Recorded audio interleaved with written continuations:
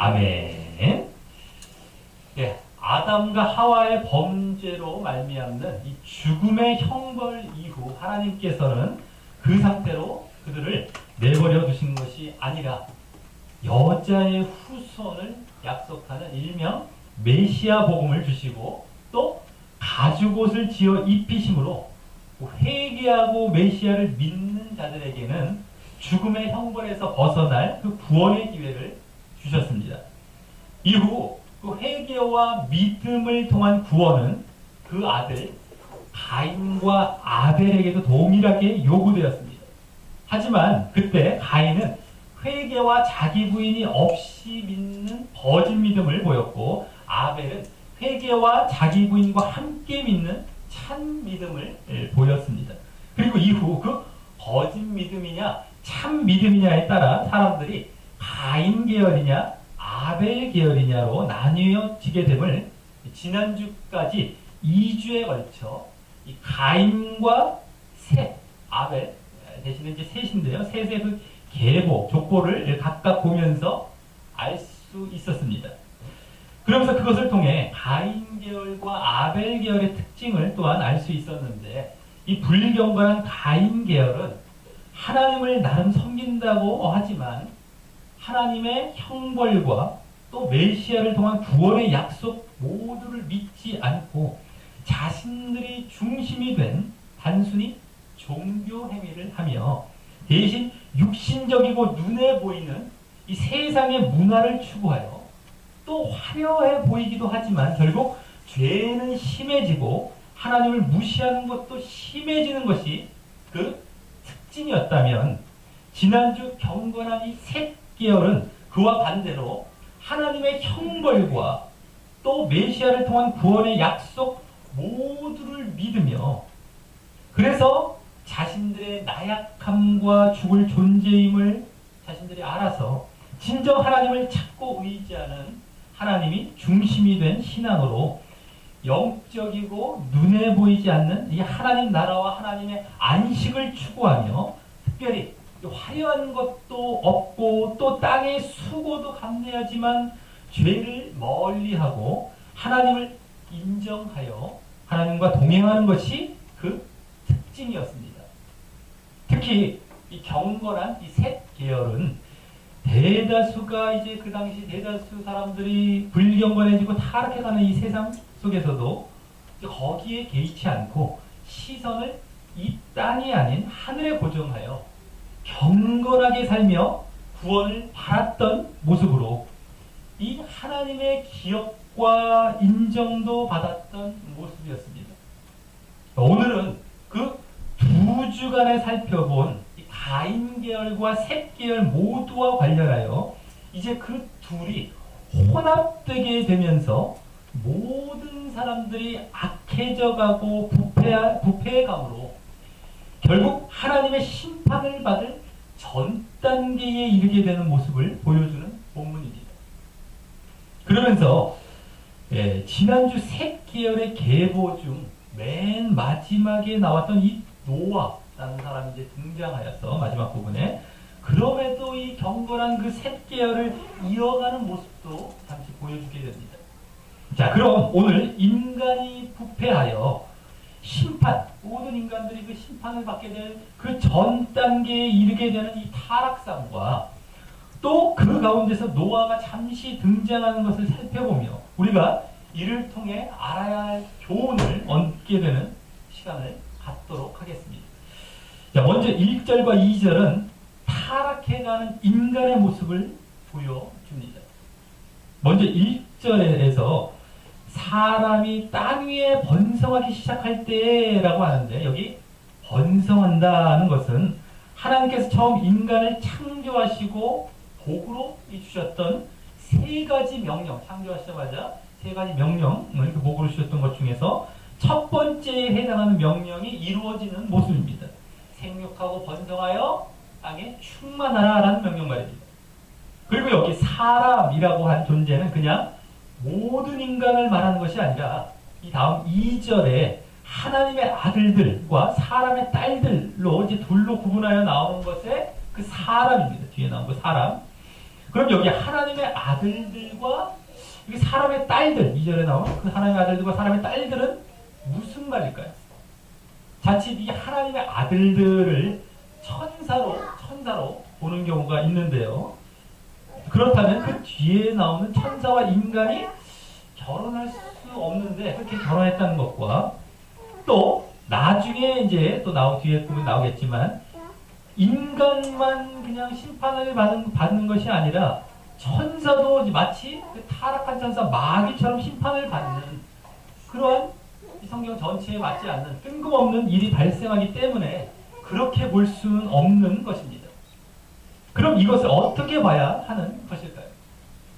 지금 이 바로 전에 오늘 보면 바로 전에 가인의 계열과 셋의 계열을 이제 그 족보를 쭉 말씀한 것에 이어지고 있다는 것을 알아야 하고요. 이 말이요. 또 여기 이 사람 쪽에서 여기 사람 쪽을 잘 보시기 바랍니다. 2절에 나온 사람 쪽에서 주로 외모의 아름다움을 보여주는 이 딸들이 해당되어 말씀되고 있다는 사실을 잘 봐야 합니다. 1, 2절에서. 자, 그 딸들은 이 셋 계열의 이 족보는 어떻습니까? 경건한 셋 계열의 족보는 남자 위주로 쭉 나왔다면 가인 계열, 불경건한 그 가인 계열의 족보 가운데는 라멕이라는 사람의 아내 아다와 실라라는 여인들, 또 그리고 두발가인이라는 사람의 그 누이가 있었죠. 나아마라는 그 여인이 나왔던 것과 관련이 되죠. 딸들은 이 셋계열은 여인이 없었는데 여인들이 좀 많이 나왔었습니다. 가인계열은.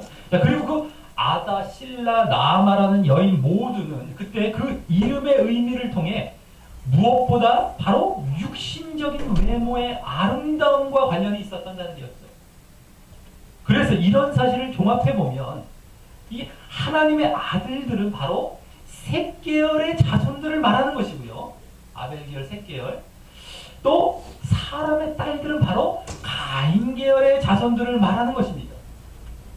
특히 지난주 셋 계열은 여호와의 이름을 부르기도 했고요.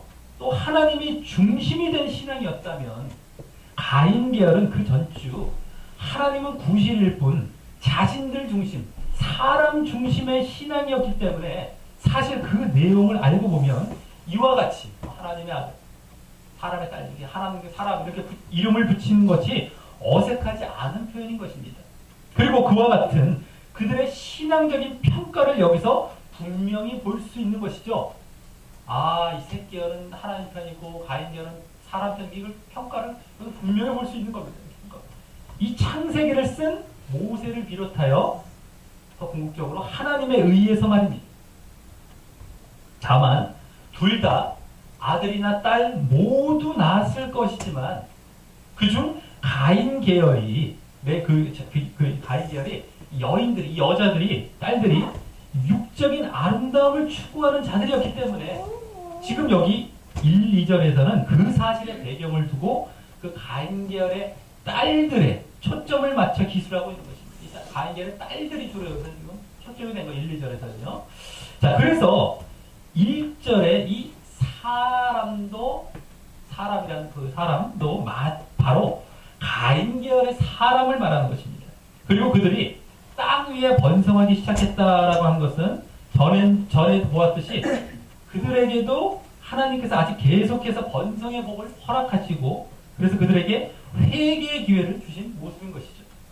그리고 그 다음 그들에게서 딸들이 났다라는 사실을 강조하여 말하고 있는 것이 바로 그들이 딸들을 중심으로 육적인 아름다움을 추구하고 있었던 자들이었기에 그 사실을 이 딸들을 부각시키며 말씀하고 있는 것 뿐인 것입니다. 아, 그들의 정말 이 죄악되고 어떤 타락한 대표적인 것이 딸들을 통한 육적인 아름다움이거든요. 그게 딸들을 여기서 부각시키는 겁니다.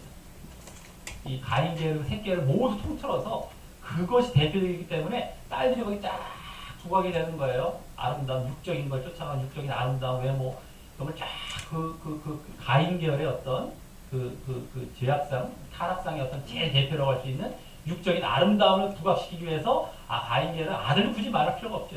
딸들만 얘기하면서 쫙 부각시키고 올라오고 있는 겁니다. 그러면서 이제 그러므로 말미암아 발생될 일을 2절에서 말씀하기 위해서 말입니다. 그 딸들이 나타나니까 이제 어떻게 됩니까? 그 가인계열이 번성하자 그 가인계열의 딸들, 즉 여기 말로 이제 사람의 딸들도 많이 번성했을 것이고요. 그중 많은 딸들의 그 육신적인 아름다움, 외모의 아름다움이 그 가인계열 사람들 자체뿐만 아니라 이제 셋계열 사람들에게도 눈에 잘 띄게 된 것입니다. 그리고 그 가인계열의 딸들이 이 셋계열의 아들들, 예? 이 지금 셋계열은 왜 아들들만 얘기했냐 하면은 그 가인계열의 딸들을 강조하다 보니까 거기에 이제 미혹되고 넘어갈 수 있는 게 이쪽 편에서 아들들이죠. 그러다 보니까 강조가 된 것이지, 아, 왜 저긴 아들만 있고 여긴 딸들만 있고 뭐 이렇게 보는 게 아니라 여기 딸들이 저 타락상인 대표로서 그 딸들이 나와서 쭉 그 아름다움을 추구하는, 이게 쭉 이제 미혹의 요소로 쭉 올라와 있는 것이죠. 그러다 보니까 저쪽은 당연히 미혹을 받을 대상은 딸들이 아니라 아들이니까 이렇게 구분이 되는 것 뿐입니다. 또 잘못 보면 안 돼요. 자, 그리고 그 가인계열 딸들이 이 셋계열의 아들들, 즉 여기 말대로 하나님의 아들들의 그 눈에 이제 들어오게 되었을 때 번성해서 처음에는 자신들은 이 셋계열은 그 외모를 추구하지 않기 때문에 또 하나님을 바라보기 때문에 무덤덤하게 지나갔을지 모릅니다. 하지만 그 여인들의 수가 많아져 이제 그들을 볼 기회가 많아지고 또 이 하나님의 아들들의 신앙이 느슨해지던가 변질되기 시작하자 그 여인들이 이제 자신들의 눈에 잘 들어오게 되고 그 외모의 아름다움, 육신의 아름다움에 매료되기 시작했던 것입니다. 그런데 거기서 그친 것이 아니라 이들은 그 다음에 나오듯이 그 여인들에게 다가가 자기들이 좋아하는 그 모든 자로 아내를 삼게 된 것입니다. 여기 삼는다, 아내를 삼는다, 삼는다라는 말이 전에 라멕이 두 아내를 취했다는 말과 원어상 같은 말로 그때처럼 데려오고 빼내오고 빼앗아 온 것처럼 이 아내 삼은 것입니다. 이것은 이들이 신앙적으로 완전 타협하게 되었음을 보여주는 것입니다. 이제 가인 계열과 이제 타협한 거예요. 그래서 싹 이성을 합하면서 타협한 거죠. 그리고 여기 자기들의 좋아하는 모든 자로라고 이제 말하고 있기 때문에 라멕과 같이, 그때 가인 계열의 그 라멕과 같이 일부 다처제, 한 사람이 여러 아내를 두는 그 일부 다처제를 실행했다고 보여지기에 그 타협과 타락의 상태는 이제 그 가인 계열과도 똑같은 상태가 되었음을 보여주는 것입니다. 이 아내를 데려왔다.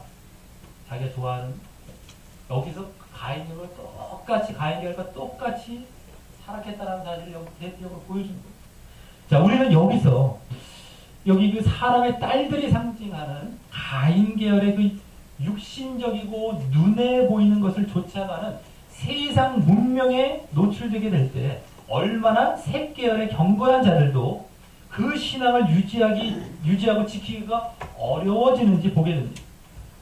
여기 그들과 결혼하는 것이 보여주듯이 그들을 받아들여, 혼합하는 거죠. 받아들여 신앙의 순결함을 잃어버리고요. 또 그들이 행하는 것을 따라 행함으로, 일부 다처제처럼 따라 행함으로 타락의 속도를 가속화하면서 말입니다. 자, 그것은 여기 보고라는 말이 원래 의미하듯이, 원래 보고라는 말이 원래는 육신적이고 그 외적인 것을, 이제 이들이 육신적이고 아름다운 외적인 것을 주시하여 보고 주목하기 때문에 일어나는 것입니다. 주시하고 주목했다는 거예요. 거기에 관심을 갖고 자꾸 쳐다보는 겁니다. 거기다 여러 아내를 삼아서 성적으로 타락하며 육신적인 것을 또 직접 쫓아가기 때문입니다. 그들을 막 바라본 것뿐만 아니라 정말 또 아내까지 삼아갖고 육신적으로, 성적으로 막 타락해가는 것도, 한마디로 뭐가 되는 겁니까? 안목의 정욕, 그 육신의 정욕을 쫓아가는 것입니다. 모두. 마치 하와가 선악과를 따먹을 때 그 이면에 숨겨져 있는 동기와 같이 말입니다. 육신의 정욕, 안목의 정욕. 자, 그래서 사실 그 가인 계열의 딸들은 이 셋 계열에게는 죄를 짓도록 미혹하는 그 유혹의 요소였던 것입니다. 이 가인의 딸들이 지금 현대의 문명, 현대의 어떤 미혹의 요소들과 같은 그러한 상징으로 여기 나오고 있는 것입니다. 가인계의 그 딸들이. 자, 하지만 그러한 육적이고 눈에 보이는 것에 의한 유혹 속에서도 계속 영적이고 하나님 중심적인 것을 추구하며 그러한 것들을 극복하고 경건의 길을 가야 하는 것이었는데, 이들은 결국, 이 새끼들은 결국 자신들의 신앙의 길을 고수하지 않고 거기에 넘어가고 만 것입니다. 이 죄와 악은 이와 같이 전염성이 높은 것입니다.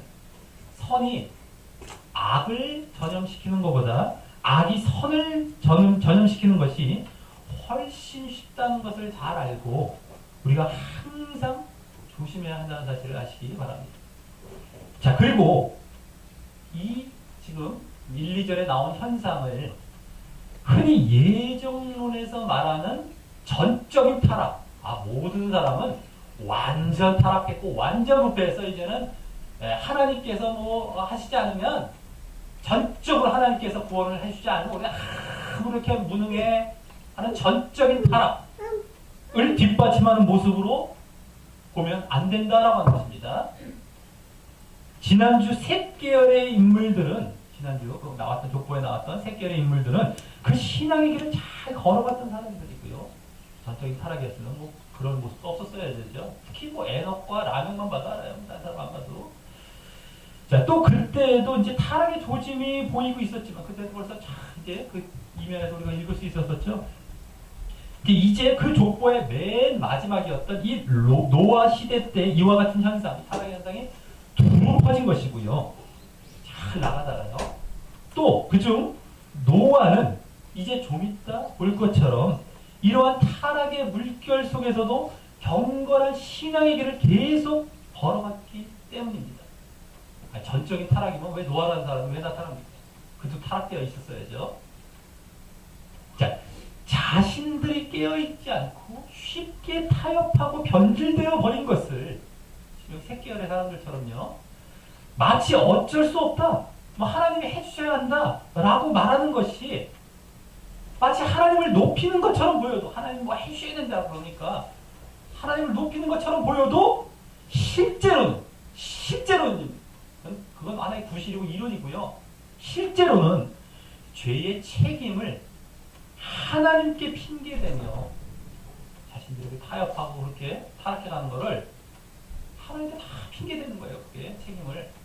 그러면서 하나님을 얼마나 모욕하고 또 자신은 얼마나 오만한 것이며, 또 결국 이와 같이 얼마나 미혹되기 쉬운 죄의 길을 합리화하여 결국 거기서 돌이키지도 않고요, 또 얼마나 헤어나기 힘든 그 타락의 길을 고집하는 것이 되어서 나중에 그들을 기다리는 것은 결국 멸망밖에 없게 되는 것입니다. 그래서 예정론이 그렇게 위험한 겁니다.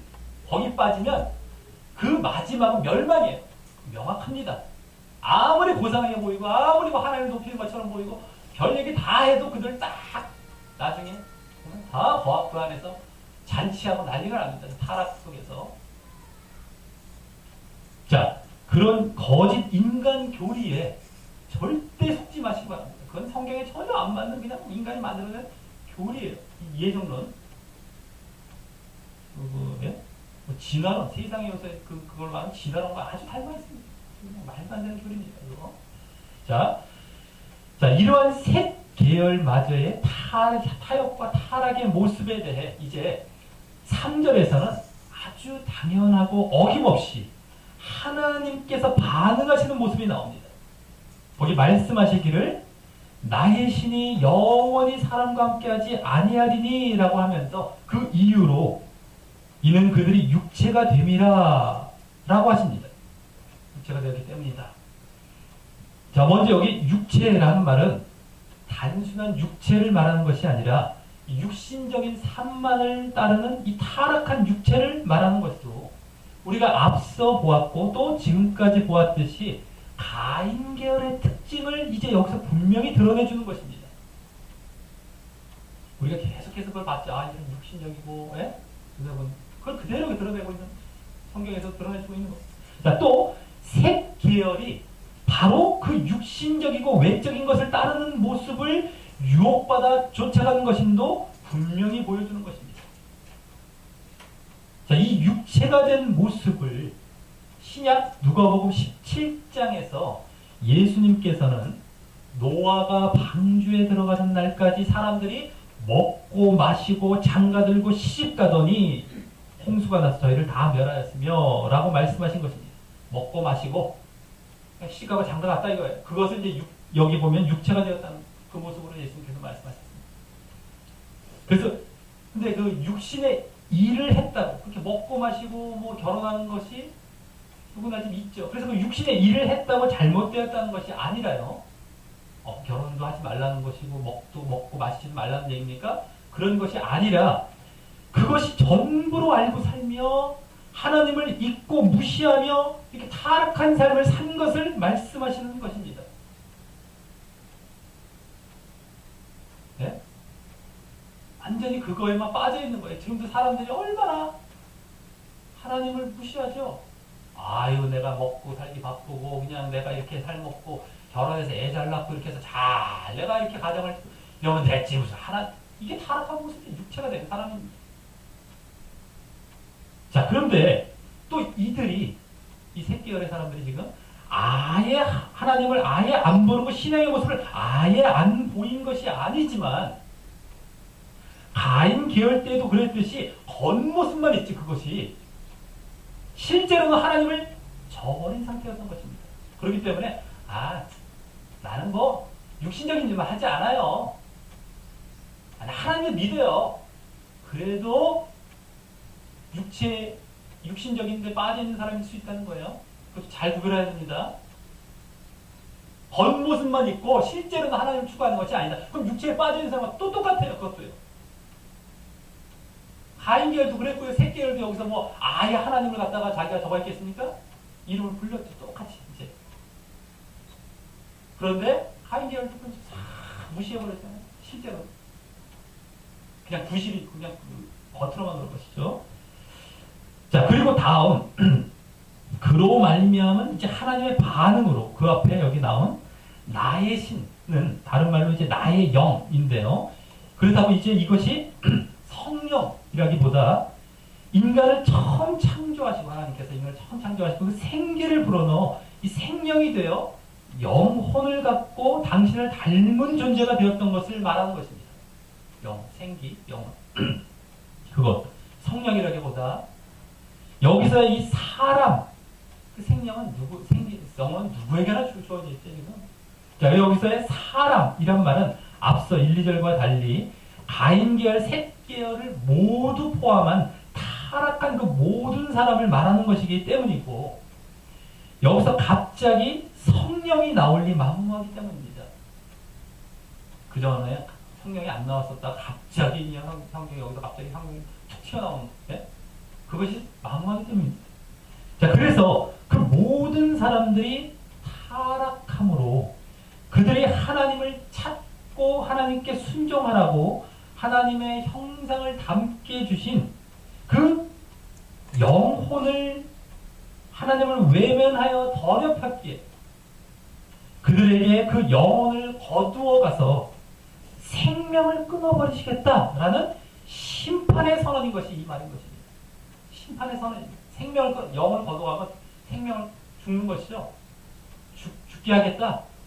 멸하겠다라는 어떤 그 심판의 선언인 것이지 성령 뭐 이것은 아니다라고 합니다. 자, 그리고 그러기에 여기 영원히라는 말은 끝까지라는 말이라기보다 계속해서 내가 언제고 너희를 그냥 계속해서 그냥 끝까지 이런 말이 아니라 부분부정으로서 이제 굳이 이제 이렇게 문법적으로 말하는 부분부정으로서 언제까지고 함께하지만은 않겠다라는 의미로 쓴 말인 것입니다. 원래 이것을 not always 영어로 하면 이제 not always냐 이건 아니면 not forever냐 이제 이거 차이입니다. always 쪽에 이제 가깝다는 것이죠. 언제까지고 함께하지만은 않겠다.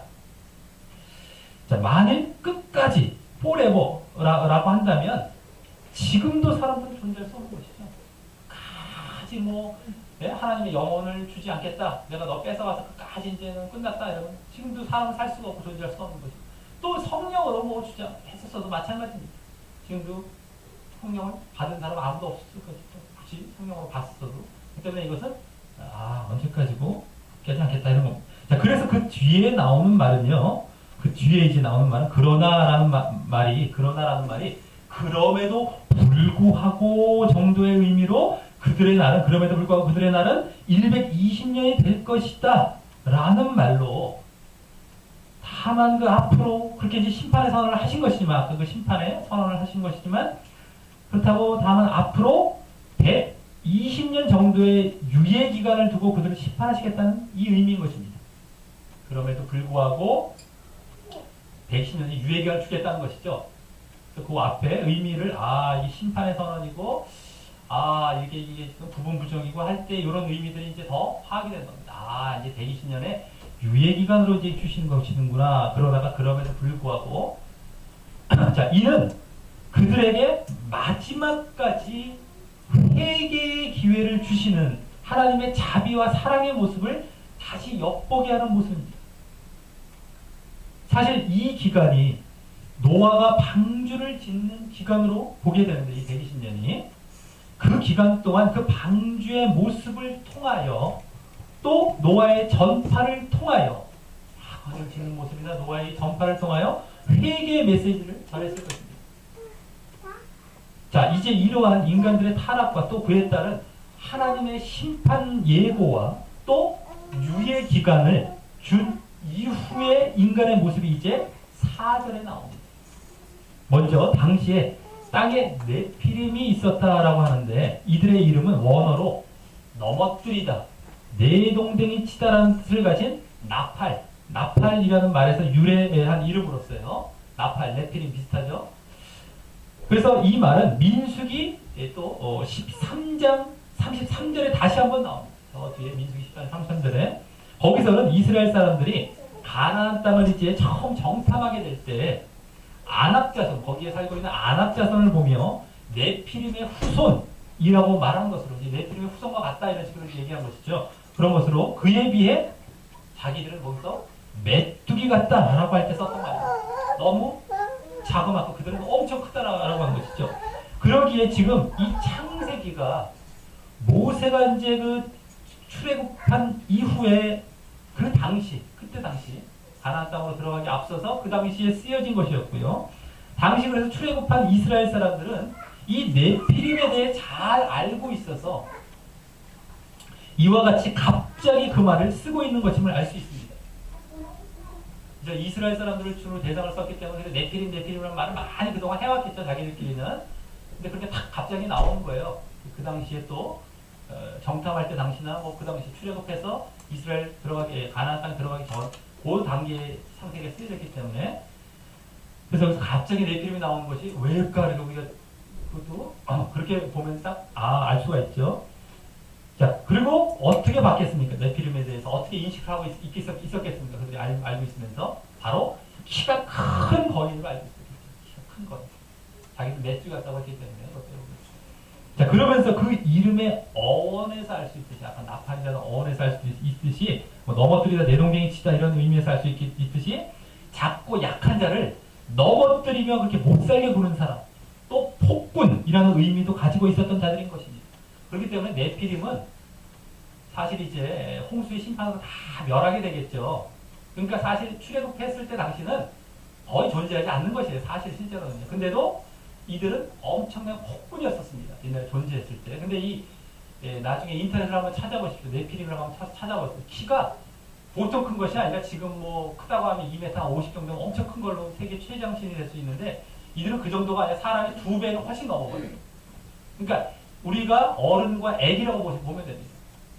애기들 상태와 어른이 네피림이고 애기들이 일반 사람이라는 정도로 보면 키가 그 정도 보면 딱 좋아요. 엄청나게 큰 거예요. 거의입니다. 그 유골이 발견된 것이 인터넷 보면 많이 나옵니다. 보세요. 이런 사람이 있을까? 지금 뭐 보면 3층, 5층 높이에요. 키가. 등치도 똑같이 그대로 뻥튀가 돼갖고. 이해가 안 될 정도인데 나중에 한번 보십시오. 근데 그러한 유골이 나옵니다. 자, 그래서 엄청나게 폭군이었습니다. 또 거기다가 자, 그래서 이 4절 뒷부분에 여기 그들이 용사라는 말이 원어상으로 보면 용사가 힘센 사람, 폭군이라는 의미를 가진 말이고요. 이 용사가 좋은 말이 아닌데 폭군이라는 말을 쓴 거예요, 여기. 그리고 그 뒤에 또 고대의 유명한 사람이라는 것도 원어상 좋은 뜻이 아닌 악명 높았던 것을 말하는 것입니다. 그래서 등치도 컸지만 거인이었지만 이들이 어마어마하게 이제 크니까 막 괴롭히기 쉬우니까 막 그랬을지 몰라도 엄청 악했던 어떤 존재들이었던 것이었습니다. 자, 그런데 그 네피림이 하나님의 아들들이 사람의 딸들을 취하여 그렇게 자식을 낳음으로 생겨졌던가? 네, 어떤 타락의 하나의 어떤 하나님의 어떤 글쎄 이러한 징조로서 이렇게 생겨났던가? 아니면 하나님의 아들들이 이미 또 네피림이 된 사람의 딸들을 취하여서 계속해서 네피림을 낳게 되었나? 우리가 추측해 볼 수 있습니다. 원래는 이제 둘이 이렇게 결혼하다 보니까 네피림이 낳아지게 되는 어떤 하나의 타락의 어떤 그러한 이제 하나의 징표로서 이렇게 낳게 해줬나 봅니다. 근데 어쨌든 그 전에도 있었다고. 어쨌든 이 네피림이 계속해서 그 다음에 이제 또 이제 결혼해서 또 낳고 이랬다가 그 전부터 타락해서 이렇게 낳다가 계속해서 타락해 이 얘기를 하는 것이죠. 어쨌든 이 네피림은 지금 이 타락한 인류를 대표하는 자들로 언급이 되고 있는 것입니다. 인류. 자, 그리고 중요한 것은 거기 그 후에도라는 말이 있습니다. 4절에 거기 잘 보시죠. 그 후에도라는 말이 나오듯이 하나님께서 앞서와 같이 그 심판을 예고하시고 유예기간을 주었음에도 3절과 같이 결국 이들은 계속해서 회개하지 않고 타락한 상태에 있었음을 보여준 것입니다. 자, 이에 이제 하나님께서는 5절에서부터 7절에서 그들의 죄악상에 대해 이제 확인하신 다음이었기 때문에, 그렇죠? 확실히 확인하신 다음이었기 때문에, 계속해서 회개하지 않고, 이렇게 있었기 때문에, 그 심판의 선언을 이제 굳히시는 모습이 나옵니다. 먼저, 여호와께서 사람의 죄악이 세상의 관영함과 그 마음의 생각의 모든 계획이 항상 악할 뿐임을 보셨다라고 합니다. 여기 죄악이란 말은 나쁘고 악한 모습, 그것을 그냥 말하고요. 관영함은 충분하고 채워졌음을 말합니다. 채워졌어요. 자, 이는 더 이상 지켜보고 기다려봤자 이제 그 후로는 계속 똑같을 것임을 보여주는 것이죠. 그 이상 더 악해질 수 없는 단계까지 간 거야. 완전 끝까지 간 거죠. 아주 거친. 자, 우리는 여기서 하나님께서 이 죄와 악을 회개하고 돌아오기를 기다려 주시는 것이 한계가 있음을 보게 되고요. 하나님께서는 더 이상 기다려줘도 그 이후 더 그 이상 악해질 수 없는 그 한계점을 잘 보고 판단하여 아신다는 사실을 알 수 있는 것입니다. 그리고 그러한 죄악의 관영은 결정적으로 거기 그 마음의 생각의 모든 계획이 항상 악할 뿐이라고 하는 데서 출발한 것입니다. 이 마음의 생각의 모든 계획은 이란 말은 마음에서 생각하고 계획하는 형태나 경향을 말하는 것인데 여기서도 항상 악하다라고 한 것이 그 타락의 한계에 다다랐음을 보여주는 것입니다. 아까 관영했다, 여기는 항상 이러죠.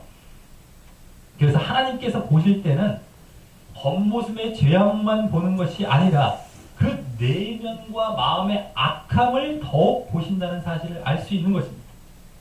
그리고 이 죄악은 겉으로 나오는 내면의 그런 죄악들은 앞부분과 이제 연관해서 봤을 때 하나님은 외면하고 자신들이 중심이 되고 사람이 중심이 된 삶 속에서 나온다는 사실도 그 이면에 담겨 있는 것입니다. 하나님을 의식하지 않기에 가만히 내버려 둬 보십시오, 사람들이. 그 마음의 생각과 계획은 계속 약해져요. 계속해서. 지금도 하나님을 믿지 않는 사람들이 얼마나 거룩하고 도덕적인 처럼 보여도 그렇지 않습니다. 얼마나 사람들이 약해져가지고 몰라요. 그러니까 하나님 중심으로 가지 않으면 실질적으로 얼마나 타락한 상태에 있는지 모릅니다. 겉으로는 안 드러날 수 있어요. 다 자기를 위해서 안 드러내죠. 자기가 잘 보이기 위해서. 실질적으로 점점 타락해 나갑니다. 자, 그래서 그 다음 하나님의 반응은 이제 6절과 같이 땅 위에 사람 지으셨음을 한탄하사 마음에 근심하셨던 것입니다. 여기 한탄하셨다라는 말은 원어상 한숨 쉬다, 후회하다라는 의미로 사람 창조에 대해 후회의 마음을 보여주고 있고요. 근심하셨다라는 말은 마음에 새기며 막 고통 가운데 걱정하신 것을 말하는 것입니다. 막 새긴다는 말이 있거든요. 막 그냥 그것을 이렇게 막 그냥 새기면서 고통 가운데 막 하면서 막 걱정하셨다는 것을 말하는 것입니다. 그래서 이 모습에서 하나님께서는 이제 더 이상 양보할 수 없는 상태에 이른 이 인간의 죄악들을 보시고 이제 당신의 공의로 이제 심판을 해야 하는 입장에서 그것을 마음 아파하며 차라리 사람이 안 지어졌으면, 안 창조됐으면 이럴 일도 없었을 텐데 하며 후회스러운 마음을 갖고 이 고통 가운데 걱정하는 모습을 읽을 수 있는 것입니다. 그래서 이 모습은 하나님을 기분 나쁘게 해서 하나님께서 심판하시는 것이 당연하다 라는 사실을 보여주기 위한 것이 아니라 너 나 기분 나쁘게 했지? 내가 심판, 이런 의미가 아니라요. 하나님께서는 심판하시고 싶지 않지만 이렇게 된 상황에 대해 마음 아파하는 모습을 보여주는 것입니다. 그만큼 공의로 심판하셔야만 하는 그 하나님의 본심을 잘 읽을 수 있는 대목입니다. 사실은 심판 안 하시기를 원하시죠. 하지만 공의 때문에 안 하실 수는 없죠. 당신이 거룩한 분이시고 죄악을 용납할 수 없는 그 공의를 갖고 계시기 때문에 심판 안 할 수가 없습니다. 받아줄 수가 없다는 것이죠. 그게 심판인 것이죠. 자, 그래서 항상 사람들을 향해 자, 만약에 그걸 받아들이면 어떻게 됩니까? 하나님이 죄를 오염되는 거예요. 이 세상의 모든 질서가 다 파괴되고 모든 하나님의 능력이 다 파괴되는 거예요. 거룩해서 하나님의 모든 능력과 질서와 선과 이런 유지가 다 이루어지는 거예요. 잘 알아야 됩니다. 받아들일 수가 없게 공입니다. 근데 심판하시기 원하시진 않아요. 받아들이고 싶어는 하시지만 받아들일 수는 없는 겁니다. 이게 하나님. 자, 그래서 항상 사람들을 향해 심판을 기다리고 계신 것이 아니라 내가 너 요랬지? 너 심판한데 이런 것이 아니라 그 전에 제발 너희 말 좀 들어라. 제발 글로 가지 마라 라고 늘 원하시고 계시는 것입니다. 난 심판을 원하지 않아. 하지만 할 수밖에 없어. 너가 죄 짓는다면 제발 짓지 마. 이런 거. 자, 그래서 이제 드디어 그 심판의 내용이 7절에 구체적으로 나옵니다. 7절에 앞서는 그냥 생명을 끊겠다라고 경고하는 그런 차원에서 말씀하며 유예기간을 준 정도에 그쳤다면 이제는 실제로 말입니다. 우리 다 같이 7절을 읽어보겠습니다. 7절입니다. 시작. 가라사대 나의 창조한 사람을 내가 지면에서 쓸어버리되 사람으로부터 육축과 기는 것과 공중의 새까지 의리하리니 이는 내가 그것을 지었음을 한탄하니라 하신다.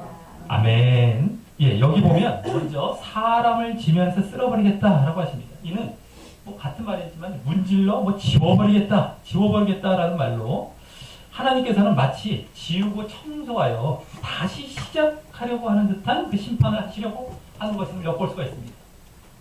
쓸어버리고 다시 뭔가 지우고 다시 청소해서 다시 이제 뭐 시작해보려고 하는 그런 느낌입니다. 자, 그런데 그 다음 사람뿐만 아니라 육축과 기는 것과 같이 땅의 동물들과 또 공중의 새와 같이 하늘에 나는 동물들까지 이 바다의 동물들만 빼고 모든 동물들까지 그렇게 쓸어버리시겠다는 것입니다. 이는 이제 하나님께서 이 땅의 다른 피조물들은 바로 인간을 위해 창조된 것임을 다시 잘 보여주는 것입니다. 전에 3장 17절에서는 아담의 그 첫 범죄 이후 아담에게 땅은 너로 인하여 저주를 받고 너는 종신토록 수고하여야 그 소산을 먹으리라 라고 선언하시며 인간이 다스려야 할 그 땅과 식물을 함께 저주하셨다면 이번에는 이 또한 인간이 다스려야 할 동물들을 저주하시는 것입니다. 다만 물로 심판하실 것이어서 인간의 다스림의 손길이 비교적 적게 미치는 바다의 동물은 제외하셨지만 말입니다. 바다의 동물들은 죽은 적이 없이 잘 보존이 되고 있었던 것이죠. 자, 그러니 인간이 이 세상에 얼마나 하나님을 닮아 영광스럽게 창조되어 그 동물들까지 다 이제 인간 위에 창조된 것이죠. 그래서 하나님께 순종하고 하나님을 중심으로 살아가야 할 존재라는 것을 여기서도 다시 엿보게 해주는 것입니다. 자, 그리고 다시 그 심판의 이유로 마지막 부분에 거기 내가 그것을 지었음을 한탄하기 때문이라고 앞에서는 이제 근심하셨던 것도 함께 나왔지만 이제 이와 같이 이와 같은 공의의 심판을 당연히 내리시게 된 데 대한 그 당위성만을 말씀하시는 것입니다. 자, 이와 같이 인간의 타락과 그에 대해 지켜보셨던 것과 또 그에 대해 이제 결정적으로 심판 내용을 구체적으로 말씀함으로 이제 이 타락과 심판에 대한 것에 대해 일단락하신 데 이어서 이제 내용이 전환되어서 그 가운데 그 심판에서 벗어난 유일한 인물인 노아에 대해 이제 8절에서 잠시 말씀합니다.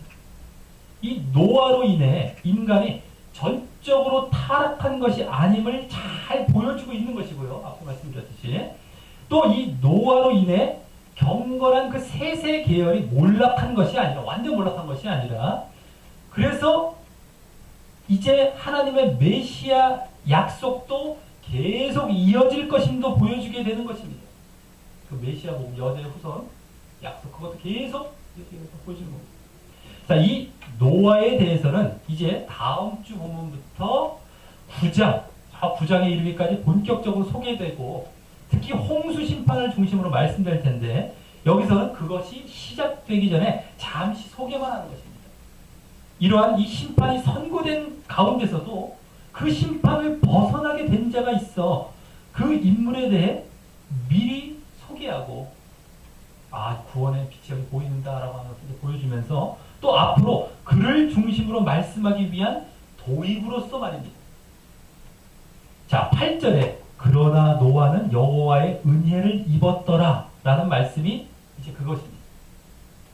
그런데 또 이 말씀을 또 노아만 선택받아 은혜를 입었다고 예정론식으로 보면 절대 안 됩니다. 이 말씀은 지금 심판 가운데서 벗어났다는 사실을 보여주는 것이고요. 일단 그 이유가 이제 이 다음 9절에 거기 당세의 완전한 자라는 말로 잘 나오기 때문입니다. 당세의 완전. 그 당시에 다시 세상의 완전한 자.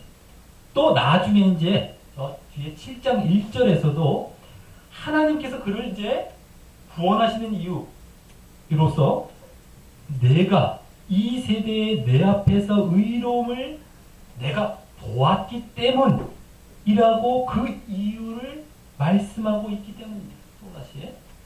그래서 당세, 그 당시에 그 타락한 세상에서도 또 이 세대, 이러한 세대의 타락한 세대에서도 주위에 너는 타락 안 했다는 것이네요. 잘 봐야 됩니다. 만약 무조건 노아가 선택받았다고 한다면, 선택받았, 그걸 좀 여기 얘기한다고 한다면, 그 말씀들은 전혀 나올 필요가 없는 것입니다.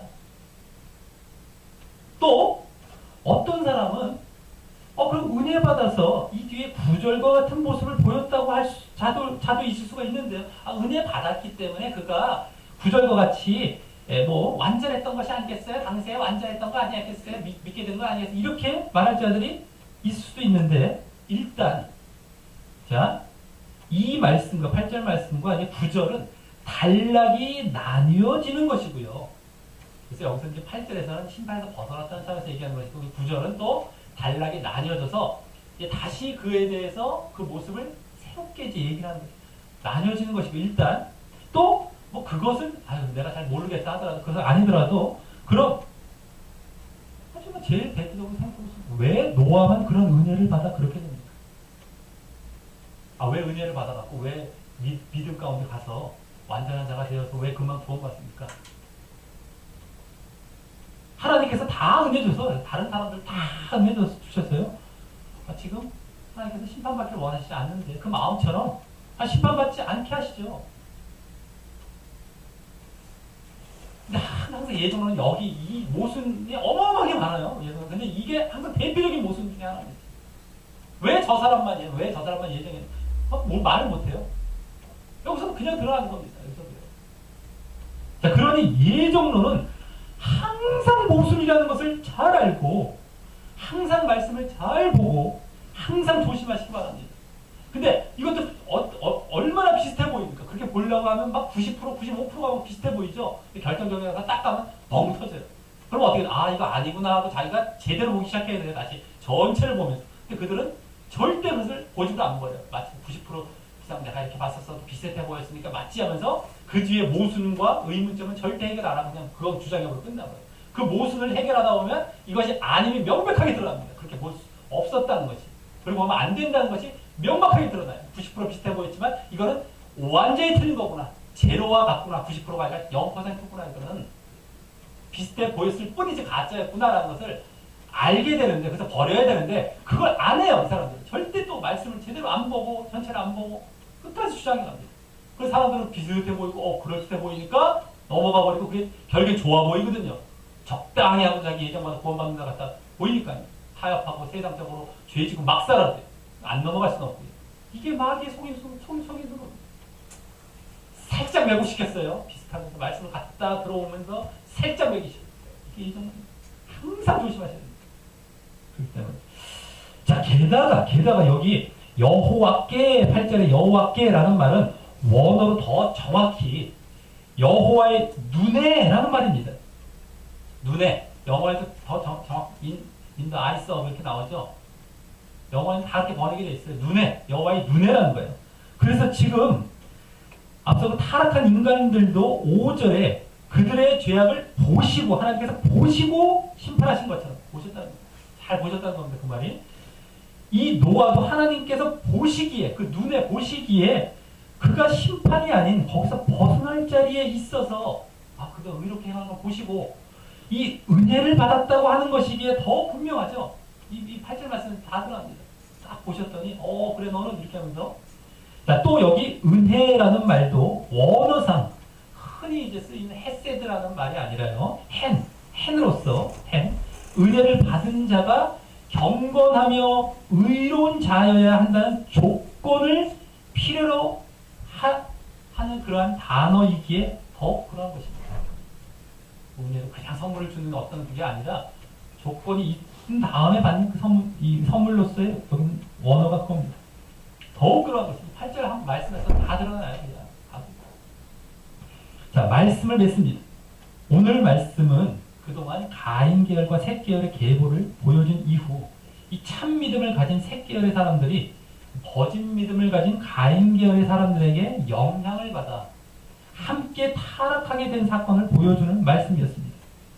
그래서 일단 그만큼 우리의 믿음은 참되고 바르게도 가야 하지만 그것을 또 끝까지 계속 유지하는 것이 얼마나 중요하다는 사실을 보게 했습니다. 바르게 믿고 끝까지 믿어야 된다는 것을 우리 주장합니다. 같은 맥락이 계속해요. 자, 그리고 그 경건한 자들의 타락의 원인은 바로 가인 계열의 특징인 눈에 보이는 것과 육신적인 것에 유혹당하여 거기에 타협했기 때문이었습니다. 눈에 보이는 것, 육신적인 것. 다시 말해 하와가 처음 선악과 앞에서 마귀의 유혹을 받았을 때와 같이 가인 계열의 딸들의 그 유혹 앞에서 안목의 정욕, 육신의 정욕을 쫓아가 타협했기 때문이었습니다. 그래서 우리가 사는 세상이 항상 이 두 계열이 함께 살아가기 때문에 늘 우리에게는 그와 같은 유혹과 미혹의 요소가 존재하지만 그것에 대해 늘 조심하고 거부하며 바르고 경건한 신앙의 길을 흔들림 없이 끝까지 잘 걸어가야 하는 것입니다. 육신의 안목의 정욕. 자, 그리고 또 오늘 그렇게 경건한 계열이 타협하여 혼합하게 되면 그들에게도 어김없이 심판이 주어지게 됨을 보게 됩니다. 예외가 없습니다. 그들이 겉으로는 하나님을 섬길지라도 그 모습은 가인 계열과 같은 것이기에 말입니다. 그들은 아직 경건 계열에 남아서 이제 하나님 섬긴다고 하겠지만 결국에는 타협해서 타락하면 누구든 그냥 심판입니다. 근데 나는 뭐 이 정도 했으면 내 이렇게 몇십 년 믿었고요. 나는 뭐 예정된 것 같고 뭐 하니 난 절대 안 그렇습니다. 하나님. 이거 분명히 알아야 됩니다.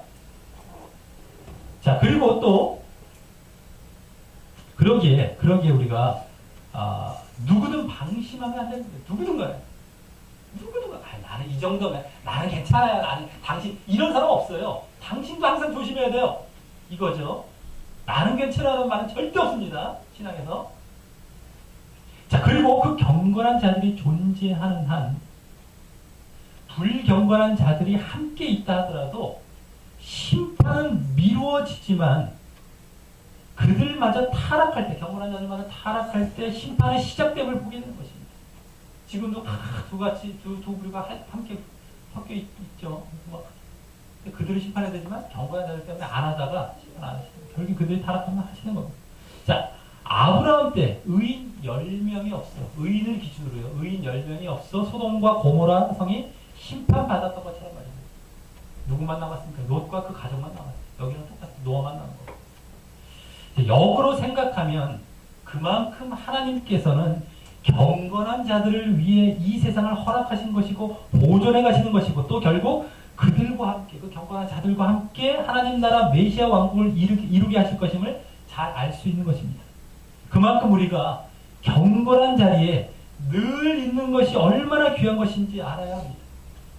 그리고 오늘 이러한 타락상과 심판의 장면 가운데서도 다시금 하나님께서 얼마나 자비롭고 사랑이 많으신 분인지 보겠습니다. 일단 심판을 경고하시면서 그 한계점에 이르기까지, 죄악이 관영한 그 한계점에 이르기까지 유예 기간을 주셨기 때문입니다. 그것은 그만큼 하나님께서 그들이 바르게 돌아오고 심판을 받지 않기를 원하셨기 때문입니다. 그래서 또 오늘 결국 심판을 내리시는 모습에서도 마음 아파하며 근심 가운데 내리시는 모습을 볼 수 있었던 것입니다. 그리고 또 결정적으로 단 한 명의 경건한 자가 있어도 그에게는 심판을 면하게 해주시고 은혜를 베푸시고 계셨기 때문입니다. 사람 같으면 그냥 싹 그냥 함께 취급할 수도 있을 텐데 또 하나님께서는 절대 그 한 사람을 놓치지 않고 오히려 타락한 자들보다 더 주목하시며 그 사람에게 은혜를 베푸시고자 하는 그 모습에서 하나님의 얼마나 그 은혜를 베푸시고 사랑을 베푸시고자 하시는 간절한 마음을 읽을 수 있었기 때문입니다. 자, 오늘 말씀을, 오늘 본문을 별일이 없어 보이는데 별일이 없어 보이는데 이렇게 보면 하나님께서 너무 심하게 심판하시려 하신다 라는 식으로 잘못 본 적은 없었는데 그것은 내가 타협적인 신앙 가운데 있어서 그럴 가능성이 높고요. 이게 왠지 뭐 안 보이면 내가 타협했던 거예요 벌써. 또 하나님의 진심, 심판하기를 원하시지 않는 그 진심을 아직 잘 모르기 때문에 전혀 반대로 보고 있는 무지한 모습입니다. 별일이 많았고요. 하나님이 너무 심한 것이 또 아니었습니다. 근데 전혀 반대로 보는 시기 될 가능성이 높아요. 이게 뭐 이해가 안 되네, 뭐 이상하다. 아예 난 예정으로 가자. 뭐. 이 말씀도 버려요. 여기서 전혀 그런 경우 허덜허덜 많습니다. 제대로 보지도 않고요. 막 다 잘라버리고 자기 보고 싶은 건 봐버리고 믿고 싶은 건 대충 믿어갖고 엉터리 신하고 다 가버리죠. 하나님 마음도 몰라요. 그 사람들은. 하나님은 종이죠. 나중에 보면. 그것밖에 안 나와요. 자, 오늘 경건한 자들이 처음부터 악했던 것이 아니라 점점 변질되고 타락해 갔듯이 우리의 믿음은 처음 내가 믿음을 가졌다는 그런 사실보다 늘 변함없는 모습인지가 더 중요한 것인데 내 모습은 어떤지 나 믿음 가졌어 하는 것 중요한 게 아니에요. 자, 그리고 그 변질과 타협은 하나님을 외면하고 겉으로만 섬기며 하나님을 결국 육신과 겉모습을 쫓아간 것이 주원이었던 것인데 그것에 얼마나 주의하면서 말이지. 내 그것에 주의를 하지 않고 있다. 난 변함이 없다. 말이 안 된다는 겁니다. 항상 조심하면서 내가 변함이 없는지 살펴야 된다는 것이다. 자, 나라고 용서해 주실 것이라고 생각하지 마십시오. 누구든 간에 나라고. 하나님은 사랑을 넘치게 주시고자 하시지만 분명 누구에게나 공정한 공의의 법 아래 그러시는 것입니다. 하나님의 본심과 마음을 내 마음에 철저히 새겨 내가 바르고 참된 모습을 늘 유지하여 하나님의 심판이 아닌 구원으로 나아가서 하나님의 넘치는 자비와 은혜와 사랑을 받게 되시길 예수님의 이름으로 간절히 축원합니다. 우리 다 같이 찬양하시면서 기도로 나아가겠습니다.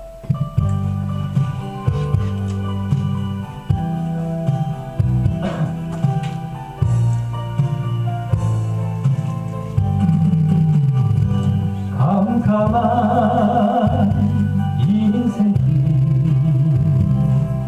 홀로 걸어가다 지치고 원하여 내 영혼 깊은 잠이 들었었네. 어두운 죄악의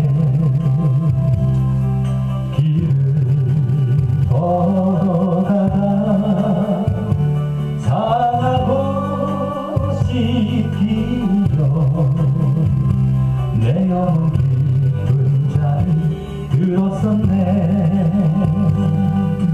내 영혼 어둠 속에 방황할 때 어디선가 들려오는 주님 음성 예언아 일어나라 달리라고 일어나라 일어나라 죄악의 잠자던 영혼아 달리라고 깨어나 일어나 걸으라. 어둠 물러가고 새날이 다가오네. 주님 오실 날 멀지 않았네. 어둠 속에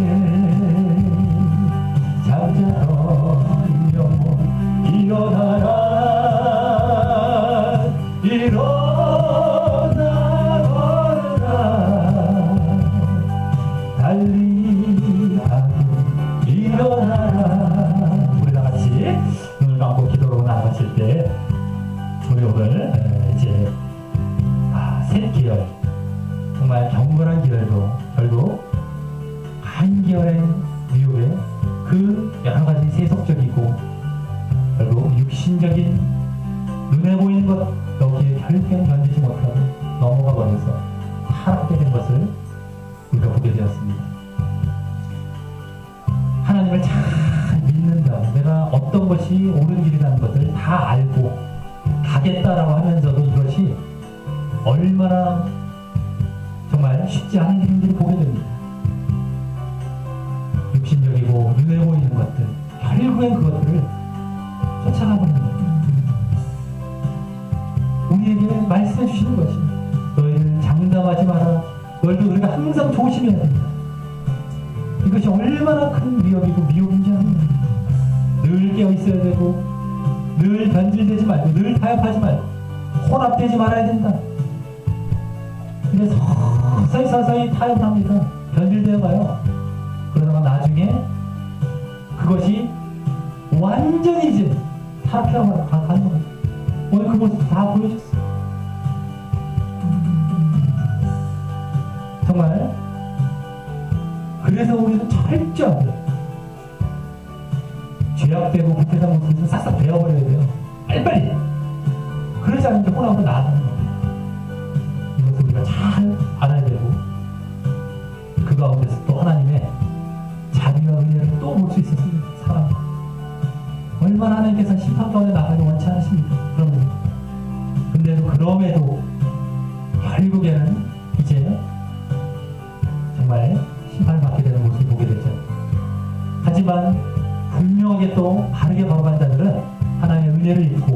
구원 가운데 나아간다는 사실을 분명하게 보여주는 겁니다.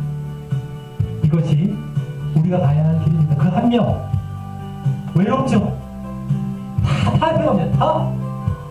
예수님도 노아와 롯을 제일 대표적으로 말씀하셨어요. 그 당시에 2000년 전에도 벌써 그때와 같으리라. 마지막 때 그때와 같은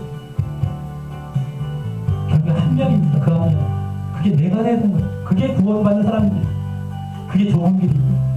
그걸 철저하게 우리가 아시고 하나님께서 정말 그 한 사람에게 반드시 은혜를 베풀고 반드시 구원을 주시는 거예요. 자, 그래서 우리가 늘 조심하며 정말 진정 하나님의 은혜 가운데 나아가는 자들이 되게 해달라고 우리 다 같이 기도드리시겠습니다. 하나님 아버지 감사를 드리옵나이다. 오늘 이제 정말 새끼열 경건한 그 새끼열도 내가 그 부류에 속했다고 내가 새끼열에 들어왔다고 모든 것이 끝났다 이것이 아니라는 것을 분명히 보게 하고 있었습니다. 누구에게나 각자마다의 신앙의 책임이 있다. 저기 들어갔으니까 난 끝이다 하는 건 절대 없다는 것을 분명히 보여주고 계셨습니다. 얼마나 우리가 어떤 형태적인 것, 겉으로 어떤 내가 정말 껍데기적인 것에 싹 내가 속해서 끝나려고 하는 이러한 신앙을 철저히 발견해 주시었고 오늘 철저히 그 누구도 장사가 없고 그 누구도 바르게 걸어가지 아니하며 바르게 하나님을 찾고 하나님 중심으로 걸어가고 죄를 멀리하고 늘 깨어서 그 모든 세상적인 것을 늘 조심하고 나아가지 아니하면 안 되나 보게 하셨으니 감사를 드립니다. 특별히 육신적이고 눈에 보이는 것 얼마나 우리가 지금도 범람하고 있고 지금은 더 심한 가운데 살아가고 있습니다. 사람 손에 쥐어질 정도로 이제는 사람에게 모든 것을 다 눈에 보이고 또 육신적인 것으로 이제 몰아가고 있습니다. 얼마나 타락한 시대가 아닐 수가 없는지 우리가 잘 깨어있게 하여 주시옵소서. 우리가 잘 신앙의 길을 고수하게 하여 주시옵소서. 정말 많은 사람들 가운데 결국 의이라고 인정받은 결국엔 노아밖에 이제 구원을 못 받았던 것처럼 지금도 많은 사람들은 멸망을 향해 갑니다. 그들 보면 큰일 난다는 것을 깨닫게 하시고 항상 말씀 기준, 항상 하나님의 뜻, 하나님의 마음, 하나님 이 말씀을 기준으로 신앙생활하지 않으면 끝난다는 것을 깨닫게 해주시옵소서. 사람 보지 말게 해주시옵소서. 아버지 정말 우리가 이 말씀을 하나님의 뜻을 언제고 이것이 말씀을 사모하지 않고 말씀을 제대로 보지 않는 사람들은 이것을 안 믿고 이 구원의 원리를 아무리 얘기해도 콧방 믿기는 지금 이러한 신앙의 상태가 너무 많습니다. 각밖에 보인다. 무슨 그렇게 유치해 보이냐. 그런 것이 무슨 말이 되느냐는 식의 은혜와 사랑이 어쩐데 이러면서 괜찮다 이러면서 그것이 지금 사람을 보는 것이고 멸망을 향해 나아간다는 것을 철저히 깨닫게 하시고 하나님께서는 제발 그리로 가지 말라. 제발 그리로 가지 말라. 그래서 내 사랑 가운데 내 은혜 가운데 제발 좀 들어와라 너희들 라고 외치는 그 심정을 알아서 얼마나 고집스럽고 얼마나 오만하고 얼마나 정말 사람들이 즐기고 얼마나 말을 안 듣는지 얼마나 자기 멋대로인지 하나님 그 마음을 모르고 자기 멋대로 끝나갔어요. 결국에는 하나님께서 근심 가운데 저들을 심판으로 내보낼 수밖에 없는 상황으로 가고 있습니다. 아버지 철저히 깨닫고 결단하고 늘 자신을 살펴서 이 바른 신앙의 길을 잘 고수하며 결국 하나님께서 그렇게 원하시는 은혜의 자리, 구원의 자리로 나아가는 우리 모두가 되게 역사해 주시옵소서.